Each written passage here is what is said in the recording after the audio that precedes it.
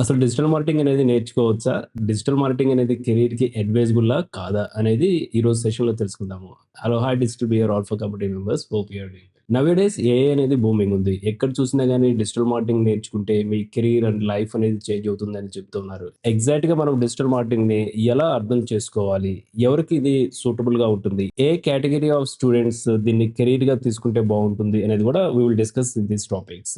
బేసిక్‌గా మనకి graduation complete అయిపోయిన తర్వాత మనకున్న ఆపర్చునిటీస్ ఏందంటే, ఒకటి కాంపిటీటివ్ ఎగ్జామ్స్ గనుక వెళ్ళాలి అంటే కాంపిటీటివ్ ఎగ్జామ్స్‌కి వెళ్తాము. Government sectors related. And the second one is the business administrations. MBA రిలేటెడ్‌గా మనం జాబ్స్ అనేది చూసుకుంటాము. ఈ ఫినాన్స్ రిలేటెడ్ కావచ్చు, మార్కెటింగ్ అనలైటిక్స్ కావచ్చు. And third one is the coding related. Okay. ఈ 3 కెరీర్ ప్రొఫైల్స్ అనేది మనకి సూటబుల్ కాకపోయినా గాని, ఫిట్ కాకపోయినా గాని, what is the alternate? Okay. నాకు కోడింగ్ ఇష్టం లేదు.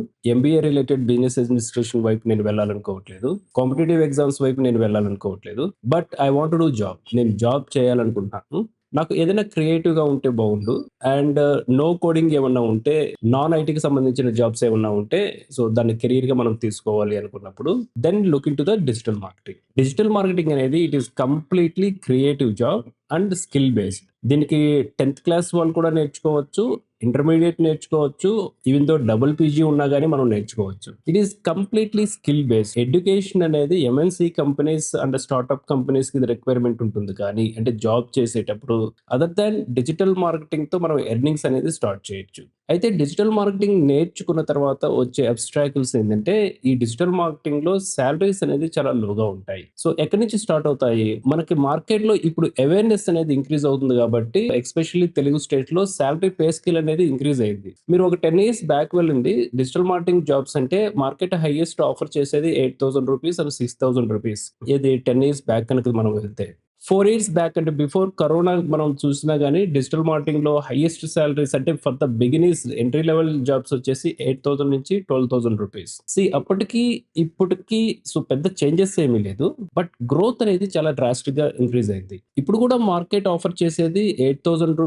15,000. కానీ majority of the companies offer చేస్తున్నాయి. బెటర్‌గా ఆఫర్ చేస్తున్నాయి. 15,000 నుంచి 20,000 వరకు ఫర్ ద ఫ్రెషర్స్ ఆఫర్ చేస్తున్నాయి స్కిల్డ్ పర్సన్స్. కానీ డిజిటల్ మార్కెటింగ్‌లో ఫస్ట్ ఇయర్ సాలరీ తక్కువగా ఉన్నప్పటికీ, సెకండ్ ఇయర్ గ్రోత్ అనేది స్పైక్ డబుల్‌గా మారొచ్చు. Let's example I will tell you the one example. రూ. 12,000కి మనం డిజిటల్ మార్కెటింగ్‌లో జాయిన్ అయితే, నెక్స్ట్ ఇయర్‌కి మనం స్కిల్ సెట్‌ని ఇంప్రూవ్ చేసుకున్నా గాని, కమ్యూనికేషన్ స్కిల్స్‌ని ఇంప్రూవ్ చేసుకున్నా గాని, ఈ 12,000 ప్యాకేజ్ ఉన్న ఈ ప్రొఫైల్ రూ. 25,000 అండ్ రూ. 40,000 కూడా వెళ్ళటానికి ఛాన్సెస్ హైగా ఉంటాయి. ఎందుకంటే depends on the skill set. Digital మార్కెటింగ్‌లో దేర్ ఆర్ మెనీ మాడ్యూల్స్. ఈ మాడ్యూల్స్‌లో మనం చూపించే పర్ఫార్మెన్స్ కంపెనీ గ్రోత్‌కి ఉపయోగపడినా గాని, ఒకవేళ ఇండివిడ్యువల్స్ మార్కెట్‌లో సర్వీస్ ఇచ్చేటప్పుడు క్లయింట్స్ బెనిఫిట్ అవుతున్నా కానీ, ఆర్ ఎల్స్ యాస్ ఎ ఫ్రీలాన్సర్‌గా లేదంటే పాసివ్ లెర్నింగ్ మోడ్‌లో గనుక మనం తీసుకుంటే మనకి ఎర్నింగ్స్ ఇంప్రూవ్ అవుతున్నా గాని, మన స్కిల్‌కి డిమాండ్ అనేది పెరుగుతూ ఉంటుంది.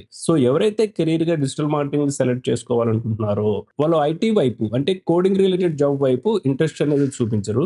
అలాగే కాంపిటీటివ్ ఎగ్జామ్స్ కావచ్చు, ఎంబీఏ అడ్మినిస్ట్రేషన్స్ అంటే బిజినెస్ అడ్మినిస్ట్రేషన్స్‌కి సంబంధించిన వాటిలో కావచ్చు, వాళ్ళు నాన్ ఇంట్రెస్టెడ్‌గా ఉంటారు. ఓకే. పెద్దగా ఆసక్తి అనేది చూపించరు. అలాగే ఐటీ సెక్టార్‌కి, డిజిటల్ మార్కెటింగ్‌కి అసలు కంపారిజన్ అనేది చూడొద్దు. కొంతమంది అడిగే క్వెషన్ ఏందంటే, ఐటీని కంపేర్ చేస్తూ ఉంటారు. నాకు ఐటీలో వచ్చేసి ప్యాకేజెస్ 6,00,000 నుంచి స్టార్ట్ అవుతుంది గదా! మరి డిజిటల్ మార్కెటింగ్‌లో 1.8-2.5 దగ్గర నుంచి స్టార్ట్ అవుతుంది.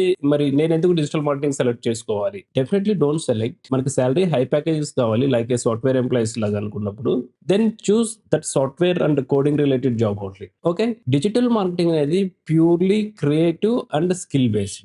ఫస్ట్ ఇయర్ లెస్ ప్యాకేజ్‌కి జాయిన్ అయినా కానీ, స్కిల్ సెట్‌ని ఇంప్రూవ్ చేసుకున్నా గానీ, నిష్ కేటగరీ సెలక్షన్స్ ప్రాపర్‌గా సెలెక్ట్ చేసుకున్నా గానీ, ఇండివిడ్యువల్ ప్రొఫైల్ ఇంప్రూవ్ చేసుకున్నా గానీ, మార్కెట్‌కి మన స్కిల్స్‌ని ప్రాపర్‌గా ఆప్టిమైజ్ చేసుకున్నా గానీ, నెక్స్ట్ సెకండ్ ఇయర్ నుంచి ఎర్నింగ్స్ అనేది బెటర్‌గా ఇంప్రూవైజేషన్ జరుగుతుంది. అయితే ఇక్కడ డ్రాబ్యాక్ కూడా ఉంటుంది.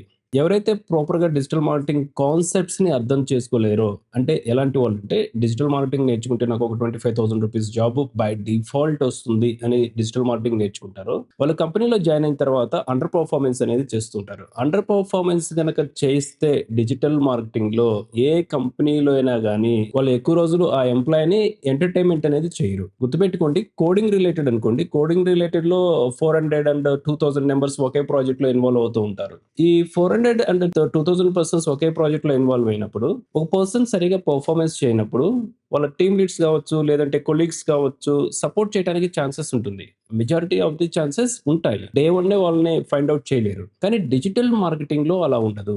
లైవ్ పెర్ఫార్మన్స్ ఇవ్వాలి. ఓకే. ఇక్కడ మనకి టీమ్ స్కేల్ అనేది చాలా తక్కువగా ఉంటుంది. ఒకవేళ టీమ్ స్కేల్ ఎక్కువగా ఉన్నా కానీ, ఒక 20 మెంబర్స్ డిజిటల్ మార్కెటింగ్ టీమ్ అనేది ఒక ప్రాజెక్ట్ మీద మనం పెర్ఫార్మన్స్ చేస్తున్నప్పుడు, అంటే వర్క్ చేస్తున్నప్పుడు, మనకిచ్చిన రోల్స్ అనేది వేరే పర్సన్స్‌కి మళ్ళీ ఇవ్వరు. డెఫినిట్‌గా మనం పెర్ఫార్మన్స్ చేసి చూపించాల్సిందే. ఓకే. వేరే వాళ్ళ మీద రిలై అవ్వడానికి ఛాన్సెస్ ఉండదు. అలాగే లో పెర్ఫార్మన్స్ చేసినా గానీ టీమ్‌లో ఈజీగా మన స్కిల్ కేపబిలిటీని, స్కిల్ స్ట్రెంగ్త్‌ని ఈజీగా ఐడెంటిఫై చేస్తూ ఉంటారు. సో, బేసిక్‌గా ఎవరైతే కెరియర్‌ని స్టార్ట్ చేయాలనుకుంటున్నారో, డిజిటల్ మార్కెటింగ్ అనేది మోర్ ప్యాషనేటెడ్‌గా ఉండాలి.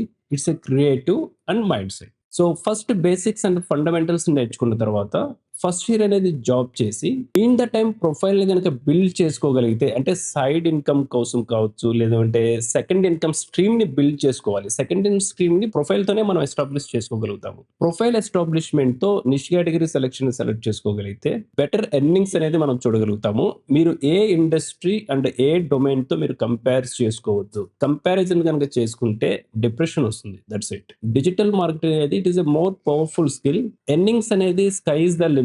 బట్ రైట్ ఆపర్చునిటీ గ్రాబ్ చేయడం అనేది the challenging thing. Do the best practice with digital behavior alpha community and all the best.